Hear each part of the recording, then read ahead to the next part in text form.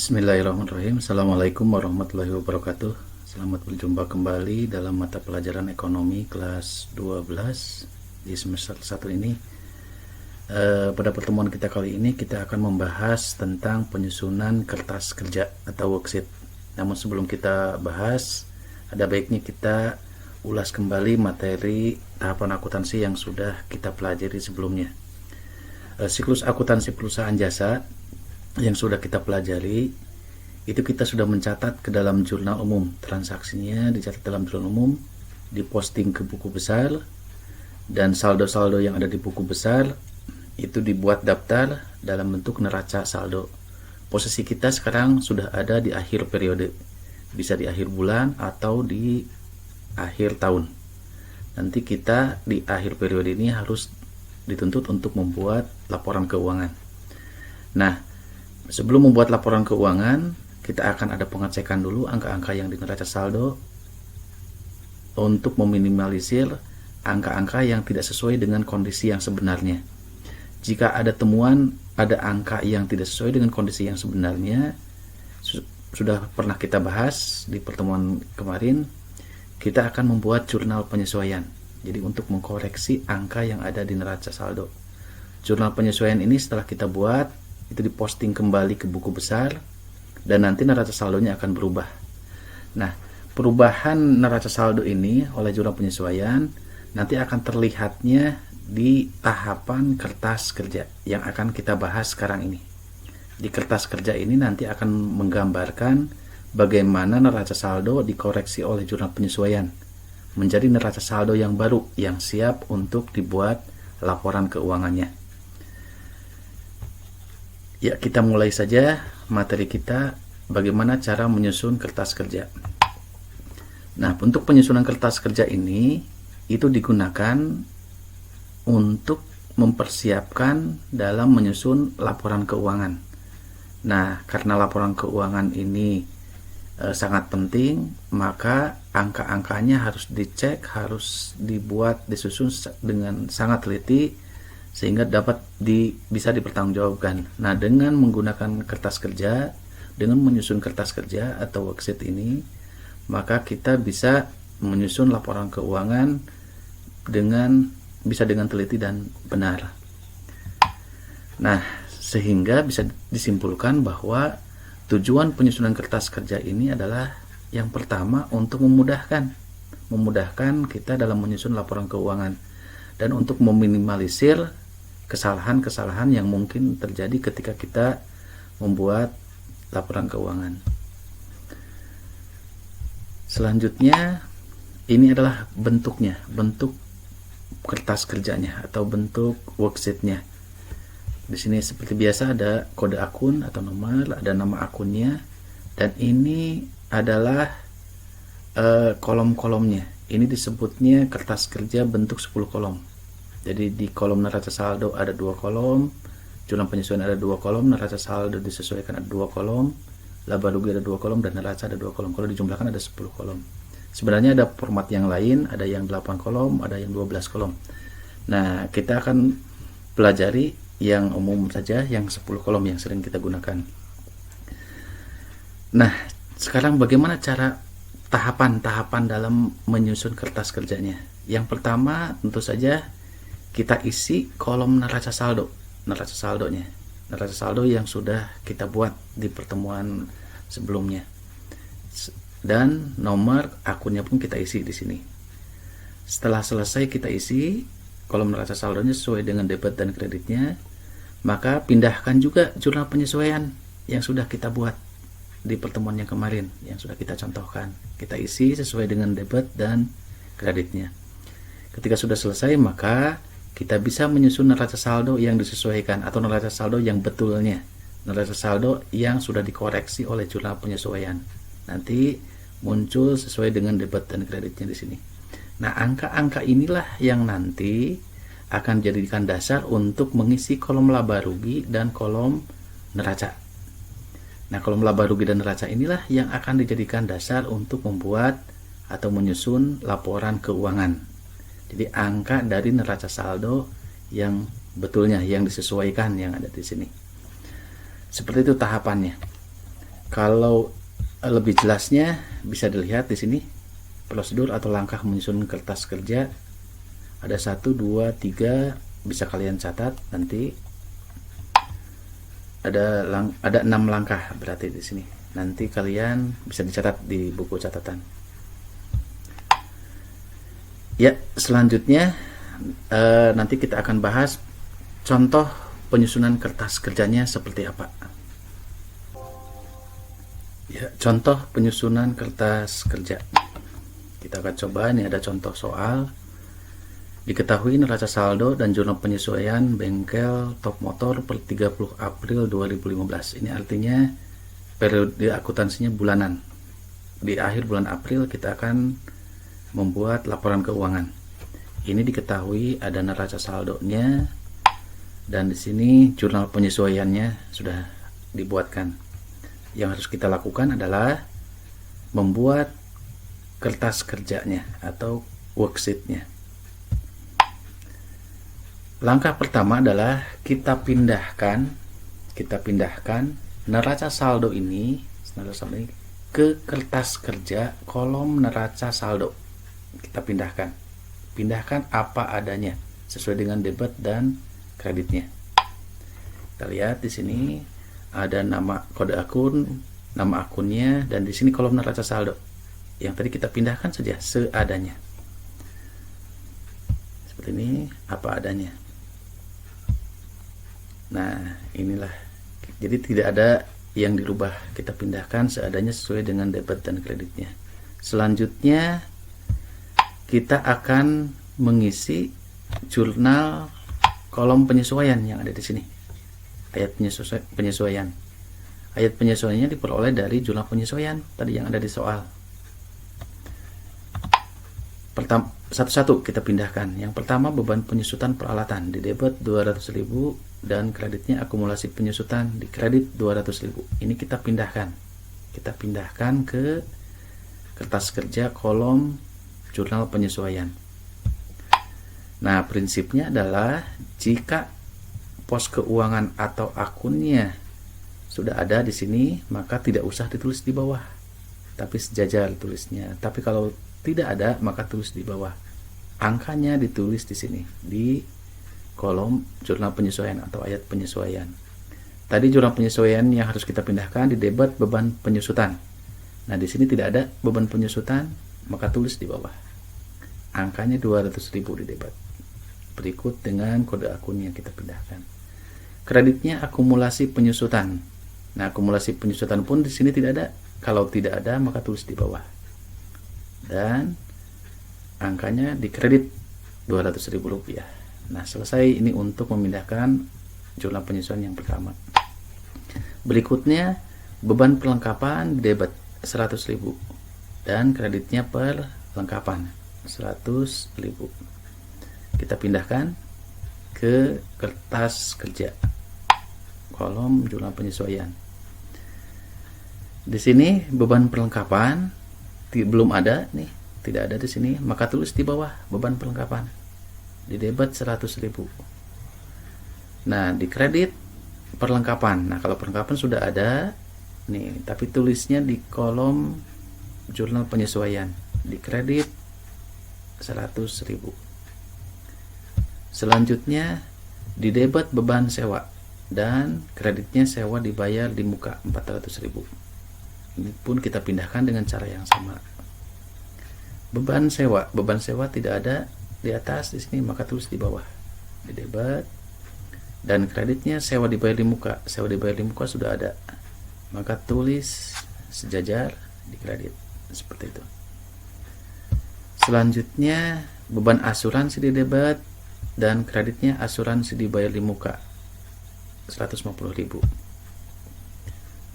Kita pindahkan.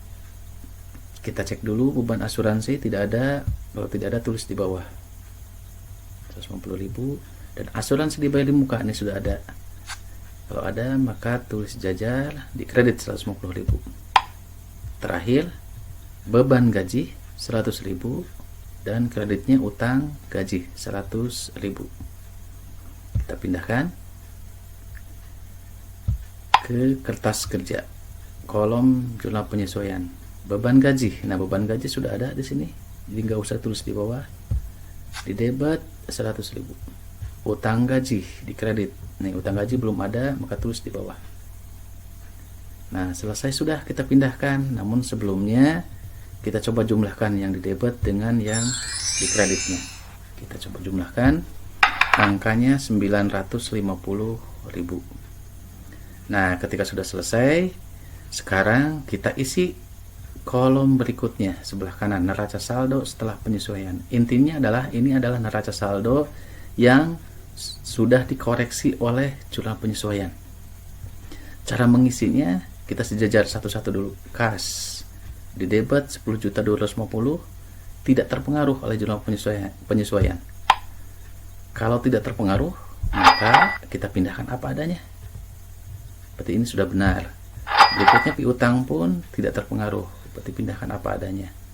Nah, sewa dibayar di muka di debit 1.200.000 menghadapi kredit. Ini berarti terpengaruh, ini dikoreksi berarti. Berarti sewa dibayar di muka yang betulnya adalah 800.000 di debit. Debit menghadapi kredit berarti dikurangi, seperti itu. Asuransi dibayar di muka di debit 450 menghadapi kredit 150. Berarti di debit tinggal 300.000. Selanjutnya perlengkapan pun sama, ini dikoreksi oleh jurnal penyesuaian. Berarti tinggal 150.000. Nah, yang di bawah ini sampai ke pendapatan servis ini tidak terpengaruh, maka pindahkan seadanya sesuai dengan debit dan kreditnya. Berarti ini angka yang sudah betul. Sampai dengan pendapatan servis di kredit, pindahkan apa adanya, hati-hati sesuai dengan debit dan kreditnya. Beban gaji nih awalnya 300.000 di jurnal penyesuaian, di debit lagi, berarti debit dengan debit ditambah, berarti beban gaji yang betulnya adalah 400.000. Beban listrik 250.000, nah, kita pindahkan di debit. Nah, yang di bawah ini adalah akun yang muncul yang baru, kita pindahkan sesuai dengan debit dan kreditnya. Ya, beban perlengkapan debit, beban sewa di debit, beban asuransi di debit, dan utang gaji di kredit. Nah, sekarang kalau sudah selesai, kita coba jumlahkan yang di debit dengan yang di kredit. Ini harus sama. Kalau tidak sama berarti salah. Jumlahnya 16.600.000. Berarti ini adalah neraca saldo yang siap untuk dibuat laporan keuangan. Jadi kalau kita akan membuat laporan keuangan, dasarnya dari sini. Jadi bukan dari neraca saldo yang awal ini. Ini adalah neraca saldo yang sudah dikoreksi oleh jurnal penyesuaian. Dan inilah yang akan kita jadikan dasar untuk menyusun laporan keuangan. Ya, selanjutnya kita akan mengisi kolom laba rugi dan neraca. Ini sebagai awal kita untuk membuat laporan keuangan. Untuk membuat laporan laba rugi dan untuk membuat laporan neraca. Prinsipnya adalah seperti tadi yang sudah dijelaskan di awal, bahwa untuk kolom laba rugi ini diisinya oleh akun nominal. Jadi akun itu ada dua, ada akun real dan ada akun nominal. Akun real adalah harta, hutang, dan modal. Kode akunnya 1, 2, dan 3. Ini adalah akun real. Dan akun nominal adalah pendapatan dan beban. Kode akunnya 4 dan 5. Nah, yang masuk ke kolom laba rugi adalah pendapatan dan beban. Kode akun 4 dan 5 saja. Sebab kalau ingin mencari laba dan rugi, ya yang diperhitungkan adalah pendapatan dan beban. Nanti kita bisa melihat laba atau ruginya. Yang masuk ke kolom neraca, ini adalah akun real. Harta, hutang, dan modal. Bisa dilihat di kode akunnya yang awalnya 1, 2, dan 3 saja. Ini masuknya ke neraca.